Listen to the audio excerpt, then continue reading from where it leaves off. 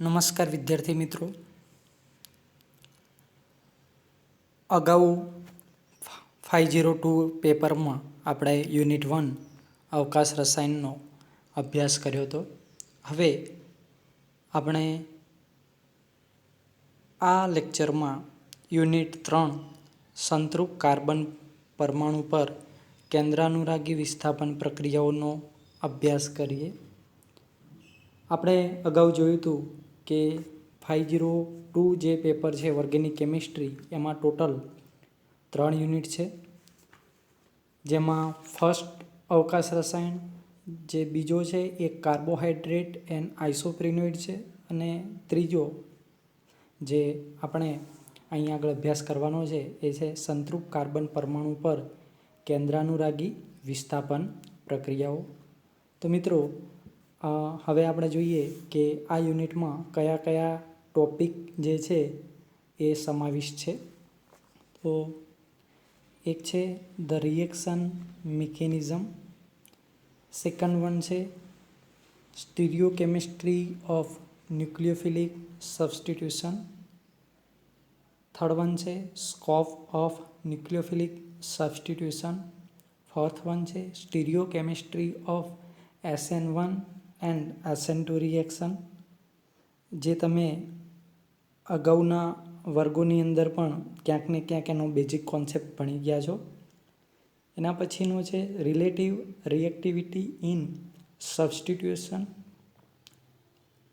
એના પછીનો છે solvent effect variation at carbon site, next relative leaving group activity, પછી છે neighbouring group participation, competitive reaction, and last one elimination mechanism, જેમાં આપણે E1, E2 અને E1CB જે છે એનો વિસ્તૃતપૂર્વક અભ્યાસ કરીશું. હવે મિત્રો, યુનિટનું જે ટાઇટલ છે સંતૃપ્ત કાર્બન પરમાણુ પર કેન્દ્રાનુરાગી વિસ્થાપન પ્રક્રિયાઓ.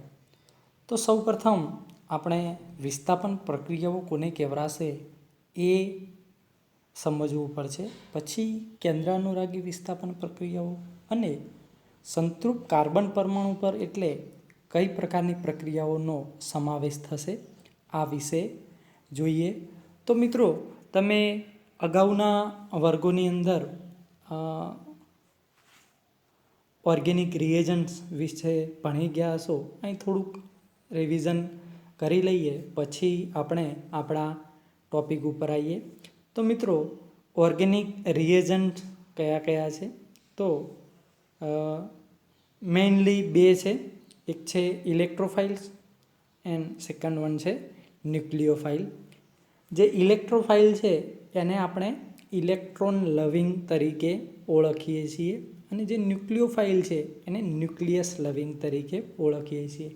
ઇલેક્ટ્રોફાઇલ એટલે જેને ઇલેક્ટ્રોન પ્રત્યે આકર્ષણ હોય, અને ન્યુક્લિયોફાઇલ એટલે કે જેને કેન્દ્ર પ્રત્યે આકર્ષણ હોય. હવે અહીંયા આગળ જોઈએ તો ઇલેક્ટ્રોફાઇલ છે એ ઇલેક્ટ્રોન ડિફિશિયન્ટ સ્પીસીઝ છે. એ ઇલેક્ટ્રોન ડિફિશિયન્ટ સ્પીસીઝ એટલે કે એ ઇલેક્ટ્રોન ઉણપ ધરાવતી સ્પીસીઝ કે જે ઇલેક્ટ્રોન સ્વીકારવા તૈયાર હોય છે, જેને આપણે લેવિસ એસિડ તરીકે પણ ઓળખીએ છીએ, એટલે કે electron pair acceptor. Lewis acid આપણે અગાઉના ધોરણની અંદર ભણ્યા છીએ કે એસિડ માટેના કોન્સેપ્ટ જુદા જુદા વૈજ્ઞાનિકે આપેલા છે. આર્હેનિયસ એસિડ બેઝ છે, લોરીબ્રોસ્ટેન એસિડ બેઝ છે, લેવિસ એસિડ. તો આપણે લેવિસ એસિડ એટલે કે જે ઇલેક્ટ્રોન યુગ્મ સ્વીકારતું હોય, જે સ્પીસીઝ ઇલેક્ટ્રોન યુગ્મ સ્વીકારે તો એને આપણે લેવિસ એસિડ તરીકે ઓળખીએ, અને જે ઇલેક્ટ્રોન યુગ્મનું દાન કરતો હોય તો એ જે સ્પીસીઝ છે એને આપણે લેવિસ બેઝ તરીકે ઓળખીએ છીએ. તો જે ઇલેક્ટ્રોફાઇલ છે એ એક પ્રકારના લેવિસ એસિડ છે, એટલે કે ઇલેક્ટ્રોન પેર એક્સેપ્ટર છે. બીજું છે ન્યુક્લિયોફાઇલ એટલે કે ન્યુક્લિયસ લવિંગ જે આ જે સ્પીસીઝ છે એ electron rich species. Electron rich species એટલે કે એની જોડે ઇલેક્ટ્રોન પેર હોય, એટલે એને આપણે લેવિસ બેઝ તરીકે ઓળખીએ છીએ. અને એની જોડે જે ઇલેક્ટ્રોન પેર હોય છે એ દાન કરતો હોય છે. એટલે જે ન્યુક્લિયોફાઇલ છે એને બીજું લેવિસ બેઝ તરીકે પણ ઓળખવામાં આવે છે. તો આ રીતે બે ઓર્ગેનિક રિએજન્ટ છે, એક ઇલેક્ટ્રોફાઇલ અને બીજો છે ન્યુક્લિયોફાઇલ. હવે આના ઉદાહરણ જોઈએ તો ઇલેક્ટ્રોફાઇલ્સ જે છે એની અંદર બે પ્રકારના છે. એક ચાર્જ ઇલેક્ટ્રોફાઇલ્સ છે અને ન્યુટ્રલ ઇલેક્ટ્રોફાઇલ્સ. ચાર્જ ઇલેક્ટ્રોફાઇલની અંદર પોઝિટિવલી ચાર્જ જે સ્પીસીઝ છે એ ઇલેક્ટ્રોફાઇલ તરીકે વર્તે છે. એની અંદર ફોર એક્ઝામ્પલ કે H+ છે, X+ છે, R+ છે, NO2+ છે. તો આ પ્રકારની જે સ્પીસીઝ છે એ ઇલેક્ટ્રોન સ્પીસીઝ છે, ઇલેક્ટ્રોફાઇલ્સ જે છે. તો આની અંદર ઇલેક્ટ્રોન ડિફિશિયન્ટ એટલે કે ઇલેક્ટ્રોનની ઉણપ હોય છે. તો આ જે છે એ ઇલેક્ટ્રોન સ્વીકારવાની વૃત્તિ ધરાવતા હોય છે. એવી જ રીતે ન્યુટ્રલ ઇલેક્ટ્રોફાઇલ છે કે જેની અંદર અપૂર્ણ કક્ષક ભરાયેલી હોય, કે દાખલા તરીકે BCl2 છે, ZnCl2 છે, AlX3 છે, FeX3 છે. તો આ જે ન્યુટ્રલ સ્પીસીઝ છે એ ઇલેક્ટ્રોન યુગ્મનો સ્વીકાર કરવાની વૃત્તિ ધરાવે છે. એવી જ રીતે તમે BF3 પણ લઈ શકો. ઓકે, તો આ જે બધી સ્પીસીઝ છે એ ઇલેક્ટ્રોફાઇલ તરીકે. એટલે ઇલેક્ટ્રોફાઇલની અંદર ચાર્જ જે સ્પીસીઝ જે છે એ પોઝિટિવલી છે અને બીજી છે ન્યુટ્રલ ઇલેક્ટ્રોફાઇલ. એ જ રીતે ન્યુક્લિયોફાઇલ્સ. તો ન્યુક્લિયોફાઇલ્સની અંદર પણ બે પ્રકારના છે. એક ચાર્જ ન્યુક્લિયોફાઇલ છે અને બીજું છે ન્યુટ્રલ ન્યુક્લિયોફાઇલ, કે જે ઇલેક્ટ્રોન યુગ્મનું દાન કરવા માટે સક્ષમ હોય છે.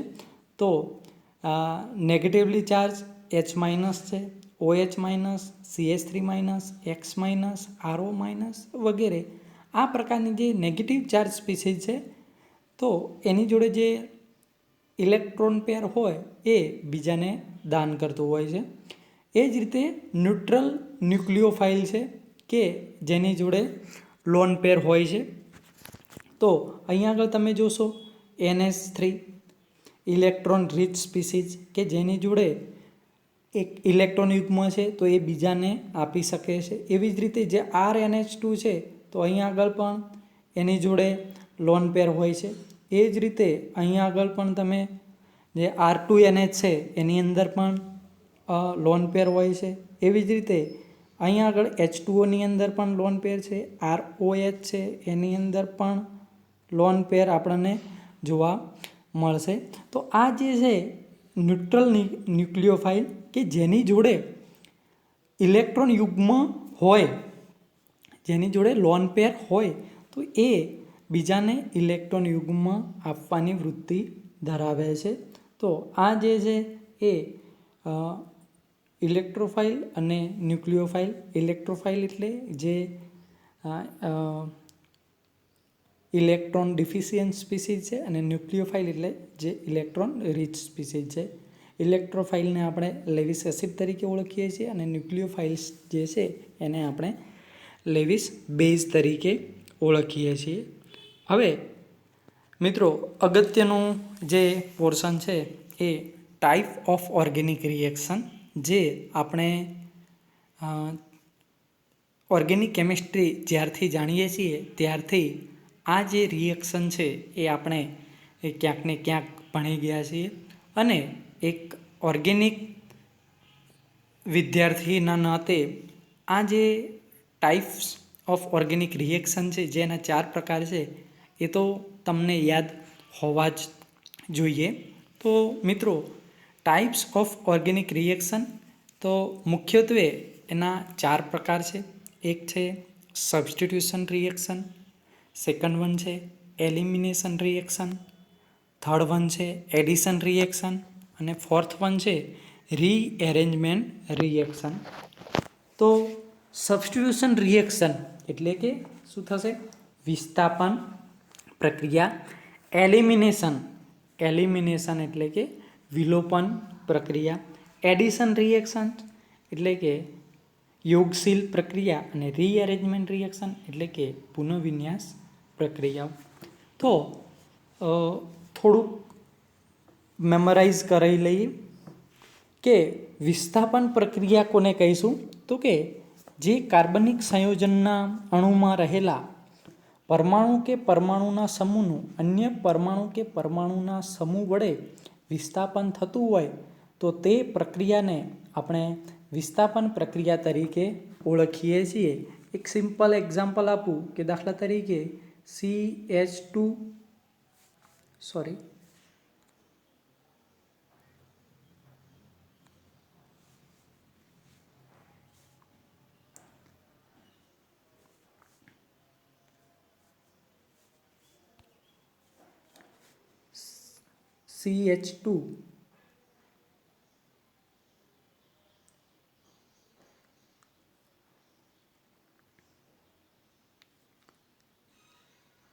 CH3 CH2 I plus KOH. Okay, હવે આ પ્રકારની કોઈ રિએક્શન આપણે જોઈએ તો અહીંયા આગળ જે OH છે એ OH આ જે અહીંયા આગળ I છે એનું વિસ્થાપન કરે છે અને OH અહીંયા આગળ આવી જશે અને H છે એ અહીંયા આગળ એટલે KI સ્વરૂપે એ આપણને છૂટવો પડશે. એટલે અહીંયા આગળ આપણને પ્રોડક્ટ મળશે CH3 CH2 OH plus KI. Okay, તો આ જે થઈ એ વિસ્થાપન પ્રક્રિયા છે, સિમ્પલ સબસ્ટિટ્યુશન રિએક્શન.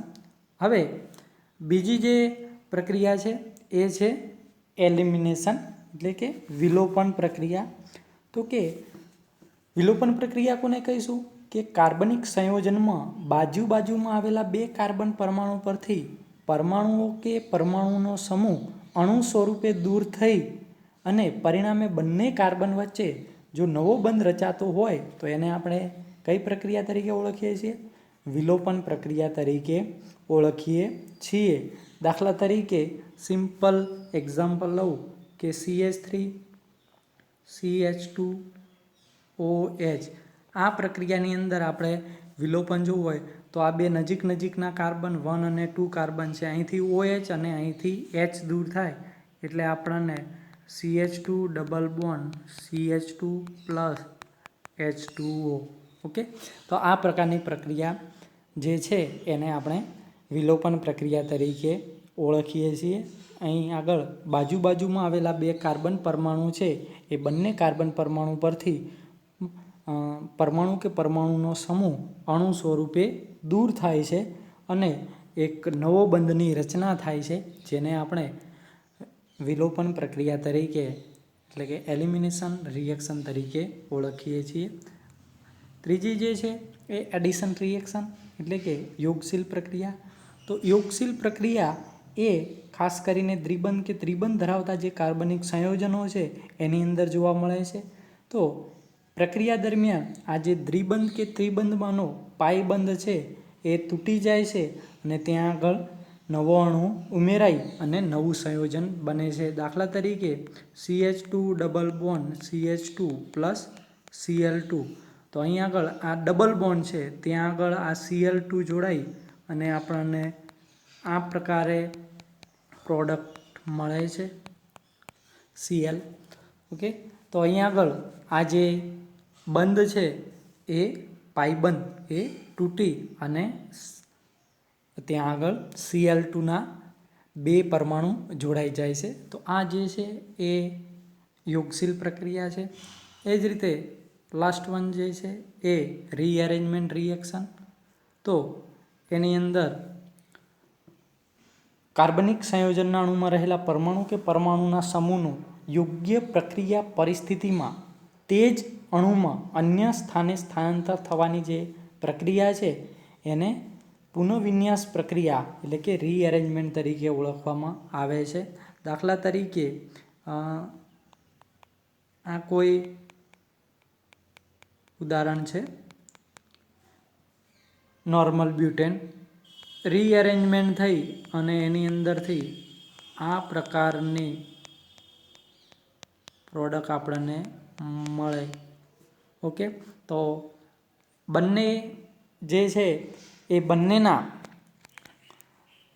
બંધારણ સમાન છે. અણુસૂત્ર બંનેના સમાન છે, પરંતુ બંધારણ જુદા જુદા છે. એટલે કે ત્યાં આગળ એમનું રીએરેન્જમેન્ટ થયું છે. તો એક પ્રકારની શાખીય સમઘટકતા તરીકે પણ આને ઓળખવામાં આવે છે. તો આ જે થયું એ રીએરેન્જમેન્ટ રિએક્શન.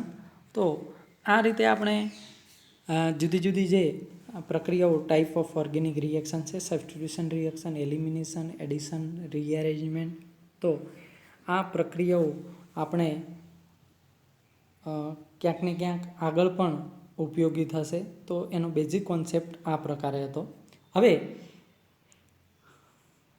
આગળ તરફ જોઈએ તો કે જે સબસ્ટિટ્યુશન રિએક્શન, કારણ કે આપણો જે યુનિટ છે એ વિસ્થાપન પ્રક્રિયા ઉપર છે, તો આપણે એની અંદર આગળ વધીએ. તો જે સબસ્ટિટ્યુશન રિએક્શન છે એના પણ 3 પ્રકાર છે જુદા જુદા. એક છે ન્યુક્લિયોફિલિક સબસ્ટિટ્યુશન રિએક્શન, બીજી છે ઇલેક્ટ્રોફિલિક સબસ્ટિટ્યુશન રિએક્શન, અને થર્ડ વન છે ફ્રી રેડિકલ સબસ્ટિટ્યુશન રિએક્શન. હવે અહીં આગળ જે ન્યુક્લિયોફિલિક સબસ્ટિટ્યુશન રિએક્શન એટલે કે કેન્દ્રાનુરાગી વિસ્થાપન પ્રક્રિયા છે.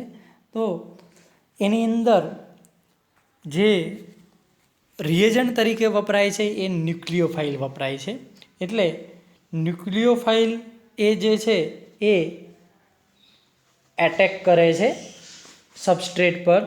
એટલે આ જે પ્રક્રિયા છે એને આપણે ન્યુક્લિયોફિલિક સબસ્ટિટ્યુશન રિએક્શન તરીકે ઓળખીએ છીએ. બીજું છે ઇલેક્ટ્રોફિલિક સબસ્ટિટ્યુશન રિએક્શન.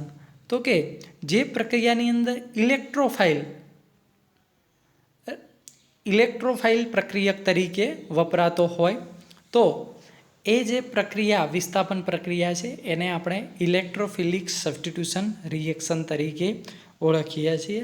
અને જ્યાં વિસ્થાપન પ્રક્રિયામાં ફ્રી રેડિકલ વપરાતો હોય, તો એ જે છે એ ફ્રી રેડિકલ સબસ્ટિટ્યુશન રિએક્શન. થોડુંક તમને યાદ અપાવી દઉં કે ન્યુક્લિયોફિલિક સબસ્ટિટ્યુશન રિએક્શન જે તમે SN1 અને SN2નો અભ્યાસ કરો છો એ એક પ્રકારની ન્યુક્લિયોફિલિક સબસ્ટિટ્યુશન રિએક્શન છે.